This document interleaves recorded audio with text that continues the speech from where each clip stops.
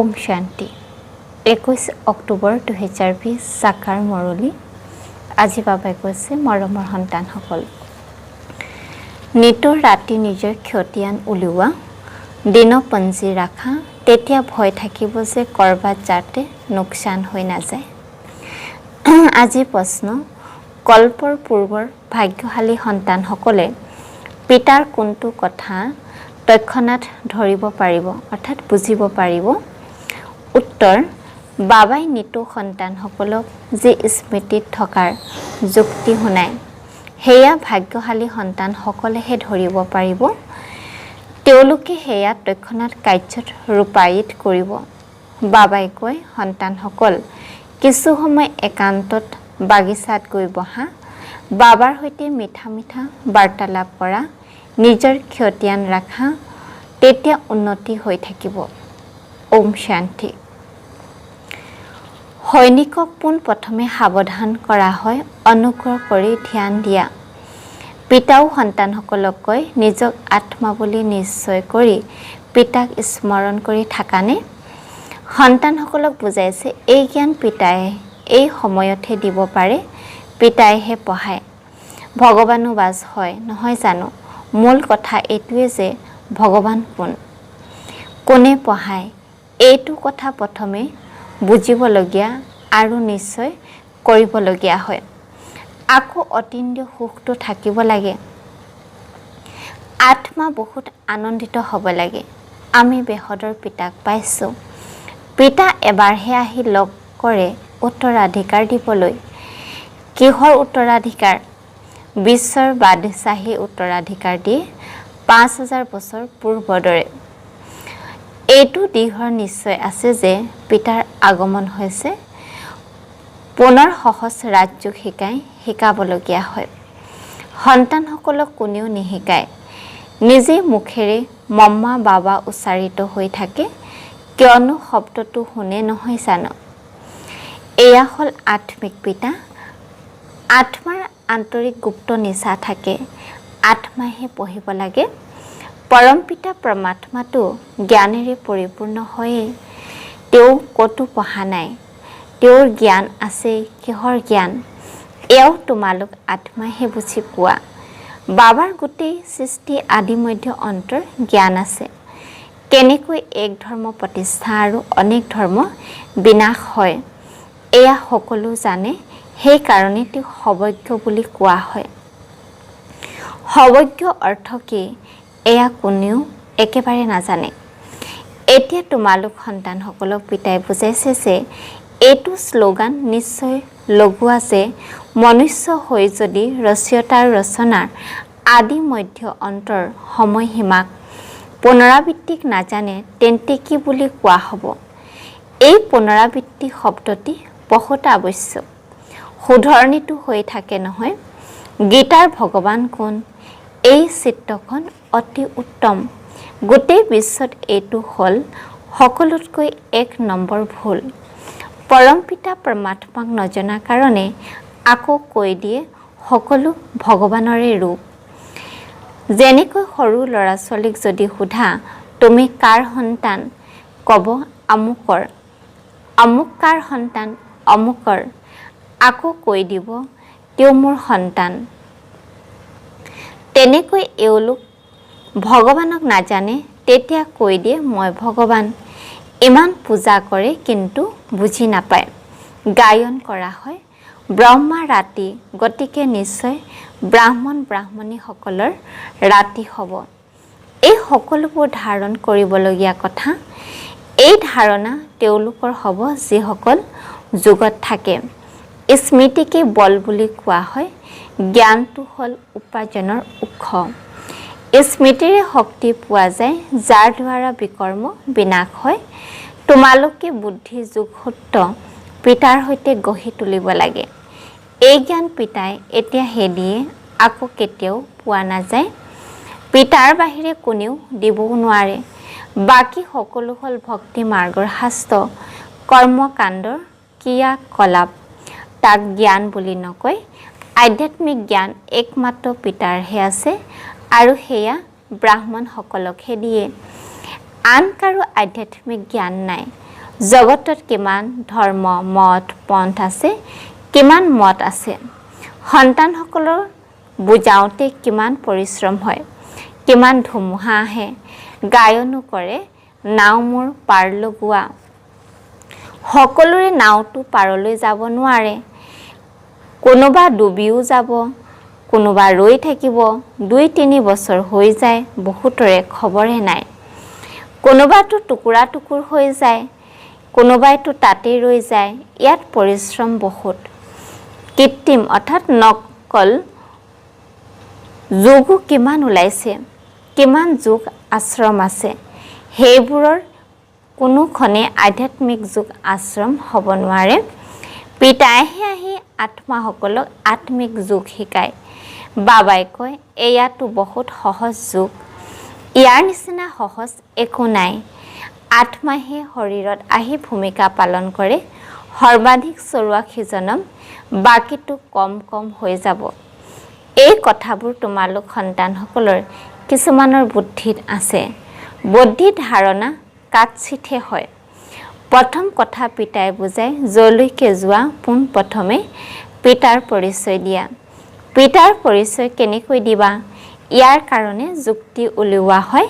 সেইটো তেতিয়া নিশ্চয় হ'ব, তেতিয়া বুজিব পিতাটো সত্য হয়। নিশ্চয় পিতাই সত্য কথাই ক'ব, এই ক্ষেত্ৰত সংশয় আনিব নালাগে। স্মৃতিত থকাটো পৰিশ্ৰম হয়। ইয়াত মায়াই বিচাৰুদ্ধ চৰণ কৰে, বাৰে বাৰে স্মৃতি পাহৰাই দিয়ে। সেইকাৰণে পিতাই কয় ক্ষতিয়ান লিখা। তেতিয়া বাবাও চাব কোনে কিমান স্মৰণ কৰে। শতকৰা 1/4 ক্ষতিয়ান নাৰাখে। কোনোৱে কয় মইতো গোটেই দিন স্মৃতিতেই থাকোঁ। বাবাই কয় এইটো বৰ কঠিন হয়। গোটেই দিন ৰাতিটো বন্ধনত থকাসকল যিয়ে মাৰ খায়, তেওঁলোক হয়তো স্মৃতিত থাকে। শিৱ বাবা কেতিয়াও এই সম্বন্ধীসকলৰ পৰা মই মুক্ত হ'ম। আত্মাই আবাহন কৰে, বাবা মই বন্ধনৰ পৰা কেনেকৈ মুক্ত হওঁ? যদি কোনোবা বহুত স্মৃতিত থাকে, তেন্তে বাবালৈ ক্ষতিয়ান পঠিওৱা। নিৰ্দেশনা পোৱা যায়, নিতৌ ৰাতি নিজৰ ক্ষতিয়ান উলিওৱা। দিনপঞ্জী ৰাখা। দিনপঞ্জী ৰাখিলে ভয় থাকিব মোৰ যাতে লোকচান হৈ নাযায়। বাবাই দেখিলে কি ক'ব, ইমান অতি মৰমৰ বাবাক ইমান সময়হে স্মৰণ কৰা। লৌকিক পিতা স্থিৰ তোমালোকে স্মৰণ কৰা, মোক ইমান কমকৈ স্মৰণ নকৰা। ক্ষতিয়ান লিখিলে নিজেই লাজ লাগিব। এইটো অৱস্থাত মই পদ পাব নোৱাৰিম। সেইকাৰণে বাবাই ক্ষতিয়ানৰ ওপৰত জোৰ দি আছে। পিতাক আৰু 84 চক্ৰক স্মৰণ কৰিব লাগে, তেতিয়া আকৌ চক্ৰৱৰ্তী ৰাজা হৈ যাবা। নিজৰ সমান কৰি তুলিলে তেতিয়াহে প্ৰজাৰ ওপৰত ৰাজত্ব কৰিবা। এয়া হয়েই ৰাজযোগ, নৰৰ পৰা নাৰায়ণ হোৱা। লক্ষ্য উদ্দেশ্য হৈছে এয়া। যেনেকৈ আত্মাক দেখা নাযায়, বুজা যায়। এওঁৰ ভিতৰত আত্মা আছে, এইটো বুজা যায়। এই লক্ষ্মী নাৰায়ণৰ নিশ্চয় ৰাজধানী থাকিব। এওঁলোকে সকলোতকৈ বেছি পৰিশ্ৰম কৰিছে, সেইবাবে বৃত্তি পাইছে। নিশ্চয় এওঁলোকৰ বহুত প্ৰজা হ'ব। উচ্চতকৈ উচ্চ পদ পাইছে, নিশ্চয় বহুত যোগ লগাইছে, সেইবাবে সন্মান সহকাৰে উত্তীৰ্ণ হৈছে। ইয়াৰো কাৰণ উলিয়াব লাগে, মোৰ যোগ কিয় নালাগে? ধান্দা আদি জঞ্জালত বুদ্ধি বহুত গুচি যায়। তাৰ পৰা সময় উলিয়াই এফালে বেছিকৈ ধ্যান দিব লাগে। কিছু সময় উলিয়াই বাগিচাত একান্তত বহিব লাগে। স্ত্ৰীসকলেতো যাবই নোৱাৰে, তেওঁলোকতো ঘৰৰ তত্ত্বাৱধান ল'ব লাগে। পুৰুষসকলৰ সহজ, কল্পৰ পূৰ্বৰ যিসকল ভাগ্যশালী হ'ব, তেওঁলোকেহে প্ৰেৰিত হ'ব। পঢ়াটো বহুত ভাল, বাকী প্ৰত্যেকৰে বুদ্ধি নিজৰ। যেনেকৈ নহওক পিতাৰ পৰা সম্পত্তি ল'ব লাগে। পিতাই সকলো নিৰ্দেশনা দিয়ে, কৰিবতো সন্তানসকলেই লাগে।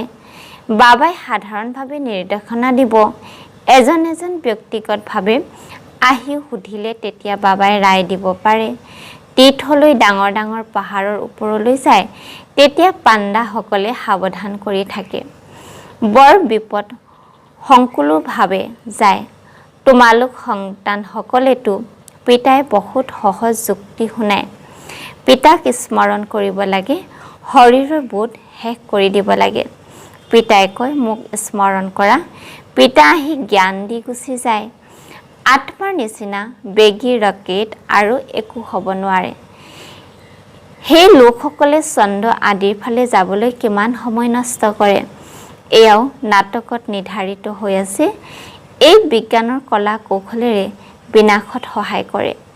তেওঁলোকৰ হ'ল বিজ্ঞান, তোমালোকৰ হ'ল শান্তি। নিজক আত্মা বুলি বুজি পিতাক স্মৰণ কৰা, এয়া হ'ল গভীৰ শান্ত অৱস্থা। মই আত্মা শৰীৰ পৰা পৃথক হওঁ। এই শৰীৰ পুৰণা ঝোটা, সাপ কাছৰ দৃষ্টান্ত তোমালোকৰ কাৰণেই। তোমালোকে কৰি তুল্য মনুষ্যক ভূ ভূ কৰি মনুষ্যৰ পৰা দেৱতা কৰি তোলা। বিষয় সাগৰৰ পৰা ক্ষীৰ সাগৰলৈ যোৱাটো তোমালোকৰে কাম। সন্ন্যাসীসকলে এই যজ্ঞ তপ আদি একো কৰিব নালাগে। ভক্তি আৰু জ্ঞান হৈছে গৃহস্থীসকলৰ কাৰণে। তেওঁলোকতো সত্য যুগত নাহে, তেওঁলোকে কথাবোৰ কি জানিব। এই নিবৃত্তি মাৰ্গৰ লোকসকলো নাটকত নিৰ্ধাৰিত হৈ আছে। যিসকলে সম্পূৰ্ণ চৰুৱাক্ষী জন্ম হৈ লৈছে তেওঁলোকে নাটকৰ পৰিকল্পনা অনুসৰি আহি থাকিব। ইয়াৰ ভিতৰতো কৰ্মানু অনুসৰি ওলাই থাকিব। মায়া বৰ প্ৰবল।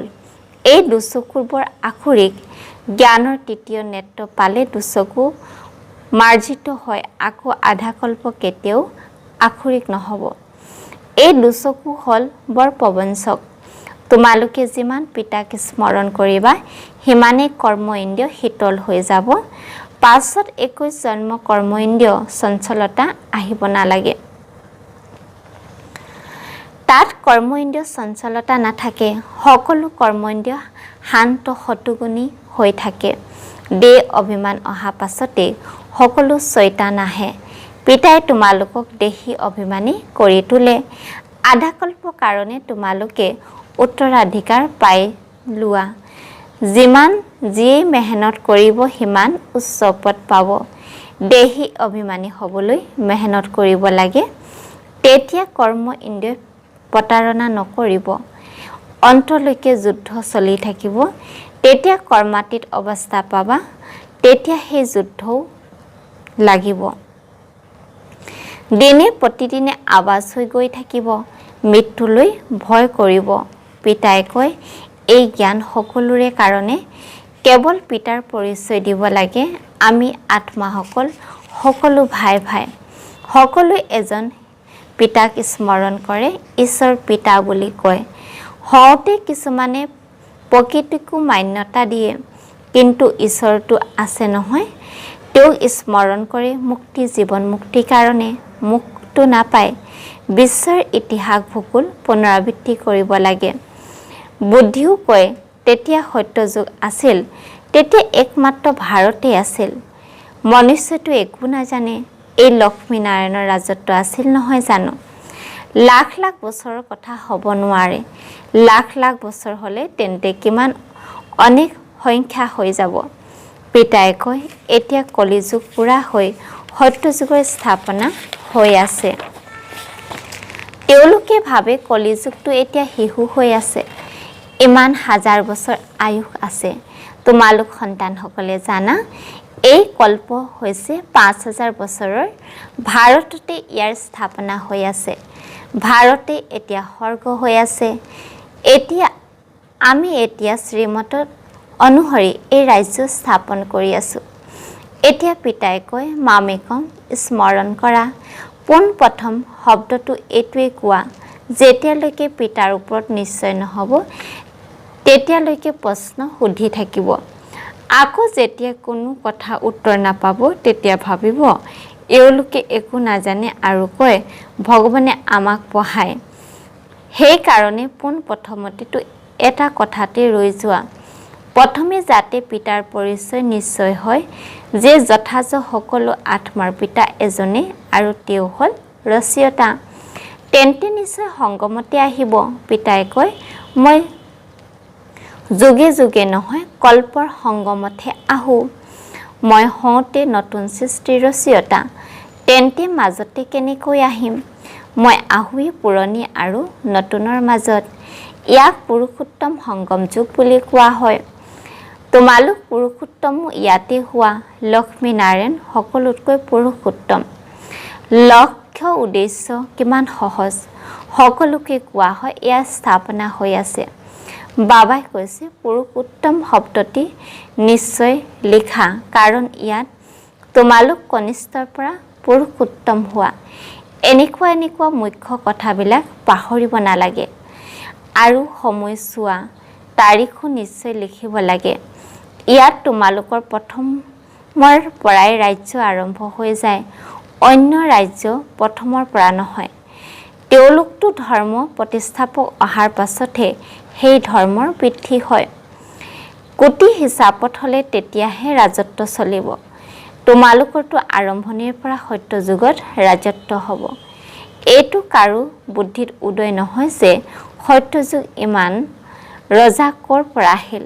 কলি যুগৰ অন্তত ইমান অনেক ধৰ্ম আছে, আকৌ সত্য যুগত এক ধৰ্ম, এক ৰাজ্য কেনেকৈ হ'ল? কিমান হীৰাৰ মুকুতাৰ মহল আছে। ভাৰত এনেকুৱা আছিল যাক স্বৰ্গ বুলি কৈছিল। ৫,০০০ বছৰৰ কথা, লাখ লাখ বছৰৰ হিচাপ ক'ৰ পৰা আহিল? মনুষ্য কিমান বিবুদ্ধিত পৰি আছে। এতিয়া তেওঁলোকক কোনে বুজাব? তেওঁলোকে এইটো বুজে জানো যে আমি আসুৰিক ৰাজ্যত আছোঁ। এওঁলোকৰতো মহিমা সৰ্বগুণ সম্পন্ন হয়। এওঁলোকৰ ৫ বিকাৰ নাই, কিয়নো দেহী অভিমানী হয়। সেয়েহে পিতাই কয় মুখ্য কথা হ'ল স্মৃতিত থকাটো। ৮৪ জন্ম লৈ তোমালোক পতিত হৈ গলা, এতিয়া আকৌ পবিত্ৰ হ'ব লাগে। এয়া নাটকৰ চক্ৰ। ভাল বাৰু, অতি মৰমৰ কল্পৰ পাছত পুনৰাই লগ পোৱা সন্তানসকলৰ প্ৰতি মাতা পিতা, বাপ দাদা, স্নেহপূৰ্ণ স্মৰণ আৰু সুপ্ৰভাত। আত্মিক পিতাৰ আত্মিক সন্তানসকলক নমস্কাৰ। ধাৰণাৰ বাবে মুখ্য হাৰত কৈছে, জ্ঞানেৰে তৃতীয় নেত্ৰক ধাৰণ কৰি প্ৰতাৰক ২ চকু মাৰ্জিত কৰি তুলিব লাগে। স্মৃতিৰে কৰ্ম ইন্দ্ৰিয় শীতল, শতগুণী সবৰ। সেইকাৰণে এইটো পৰিশ্ৰম কৰিব লাগে। ২ নম্বৰত কৈছে ধান্দা অৰ্থাৎ পেছাগত কাম কাজ আদিৰ পৰা সময় উলিয়াই একান্তত গৈ স্মৃতিত বহিব লাগে। কাৰণ উলিয়াব লাগে যে মোৰ যোগ কিয় নালাগে। নিজৰ খতিয়ান নিশ্চয় ৰাখিব লাগে। বৰদান, নিৰ্ণয় শক্তি আৰু নিয়ন্ত্ৰণ শক্তিৰ দ্বাৰা সদায় সফলতা মূৰত হোৱা।